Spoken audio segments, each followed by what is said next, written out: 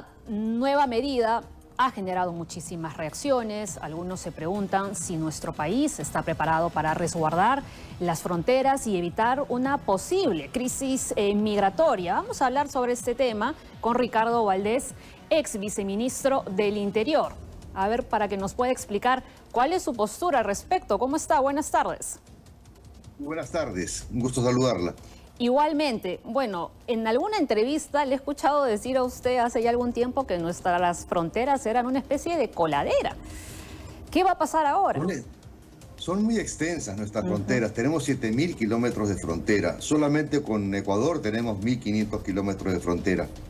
Y la mitad de ese kilometraje, cerca de 700 y poco más, corresponden a la frontera que tenemos con Ecuador entre Tumbes y Piura.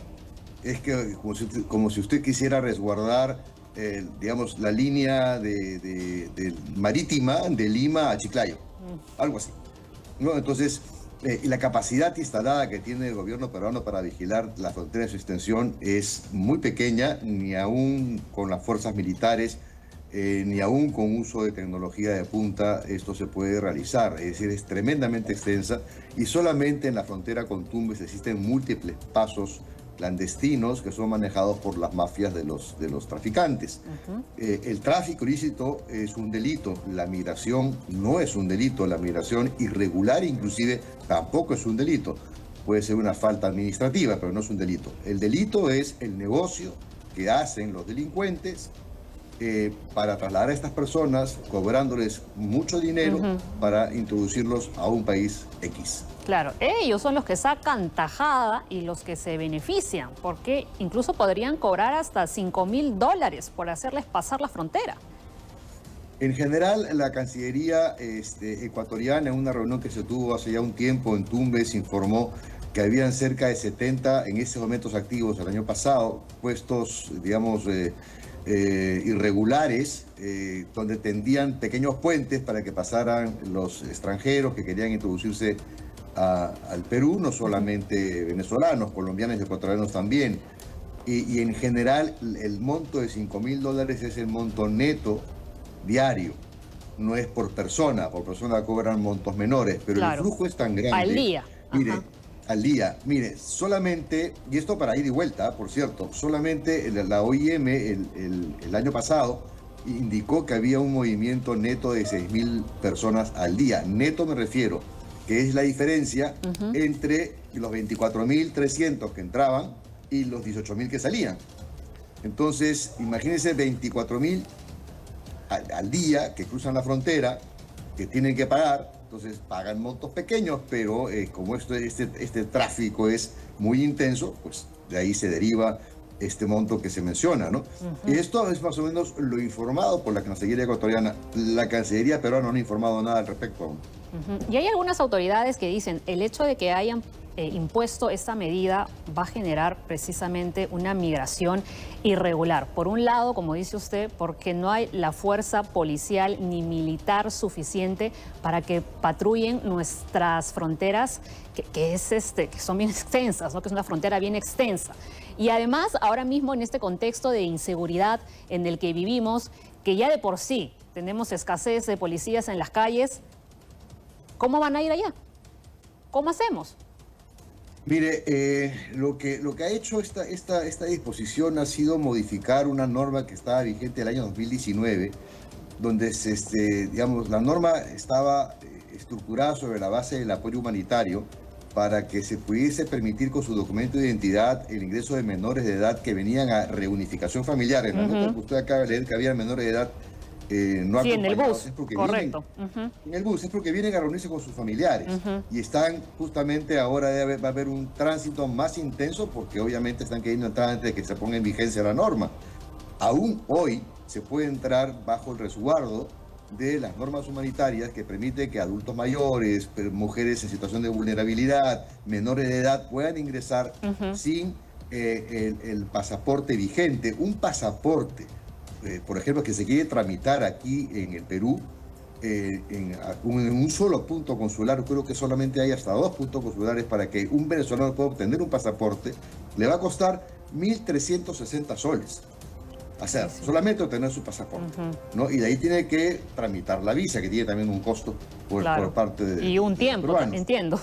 Un tiempo también. Entonces, esas imágenes que estamos viendo en la televisión ahora, esto es el pan de todos los días, se siguen viendo aún. Entonces, el problema, en realidad, más allá de las normas que se dispongan, es qué tipo de tratamiento vamos a darle a la migración.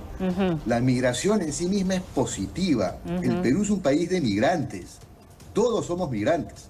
Por supuesto. Hagamos un análisis de Aquí los también apellidos. estamos migrando un montón, ¿no? Y hemos tenido una época en la que Exacto. hemos migrado muchísimo a otros países. Tal cual, tenemos 3 millones de peruanos en el exterior. Imagínense si a los peruanos se les diese el trato que ciertas autoridades aquí en el Perú quieren darle a los venezolanos. Entonces, lo que quiero decir con esto es que yo no estoy haciendo una abstracción de que hay temas de inseguridad, pero sin embargo la proporción de la inseguridad es mucho mayor en términos de otras nacionalidades que cometen delitos en el Perú. No me refiero a la venezolana, a otras, no voy a mencionar cuál.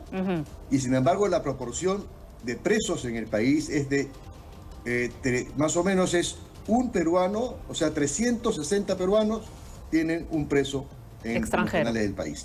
Sí, no, peruanos. Ah, ok. O sea, hay un peruano preso por cada 360 peruanos. Y Correcto. sin embargo, a mi venezolano la cifra es mucho menor. Pero Y ahí sin embargo, usted ha dado en el clavo con un tema muy importante, ¿no? O sea, hay que analizar tema situación por situación, ¿no? Como dice, hay muchos niños que están viniendo a reagruparse con sus familiares que han venido en otro momento. Hay personas que por cuestiones de salud no se pueden atender allá y quieren venir aquí al Perú a tratarse sobre diferentes enfermedades. Y en fin, ¿no? O sea, los motivos son diversos, pero aquí estamos generalizando, ya aglutinando todo. es exacto, o sea, estamos acostumbrados un poco a una narrativa donde se está posicionando como el responsable de los males peruanos al migrante que viene de fuera.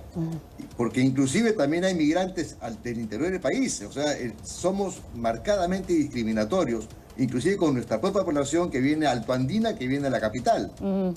Y también existe, pues, ahí hay un tema de estereotipos, o sea, realmente tenemos una información equivocada porque no analizamos lo que supone en términos de positivismo el que tengamos profesionales que han apoyado, por ejemplo, en la pandemia, sin el personal de salud venezolano en la pandemia, los muertos peruanos hubiesen sido significativamente mayores.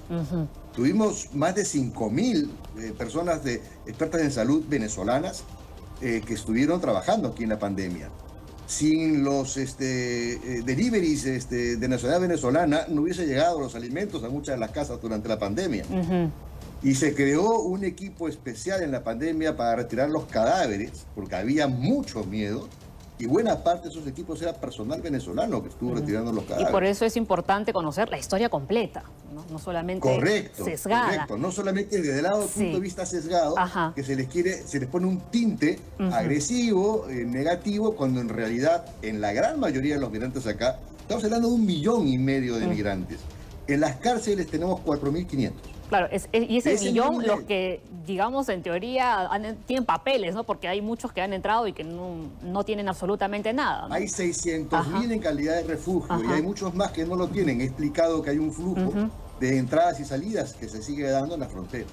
Entonces, y ya para finalizar, señor hay que Valdés, pensar la migración de otra manera. Correcto, ahí sí estoy completamente de acuerdo con usted, pero ya a las 00 horas esto va a cambiar. ¿Qué cree que es lo que vamos a ver en nuestras fronteras y cuánto va a durar ese resguardo? Porque al inicio, cuando se toma una medida, obviamente están las cámaras, están todos los focos, pero cuando ya van pasando los días, va menguando.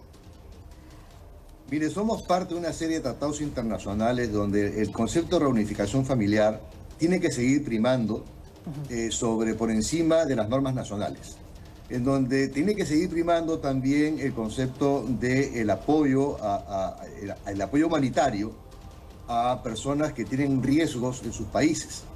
Entonces, eso se va a tener que seguir aplicando, inclusive por encima de esta disposición nacional. Claro, también lo que tenemos que pensar es qué tipo de facilidad vamos a darle al migrante para que se regularice, porque a nosotros como peruanos nos conviene que el migrante venezolano que está en el Perú se regularice, para que pueda realmente entrar en la dinámica económica y social Correcto. plenamente, con todos los derechos, ¿no? Y obviamente, lo que sí quiero ser muy claro es que persona que delinque, independientemente de su pasaporte, tiene que ser procesada y juzgada. Pero eso es otro tema. No confundamos el tema de la seguridad y de la inseguridad con el tema de la migración. Migrar no es un delito. Insisto, en este país todos somos migrantes. Correcto, eso es cierto. Muchísimas gracias, Ricardo Valdés, ex viceministro del Interior, por esta entrevista. Hasta una próxima oportunidad. Que tenga una buena tarde. Con gusto.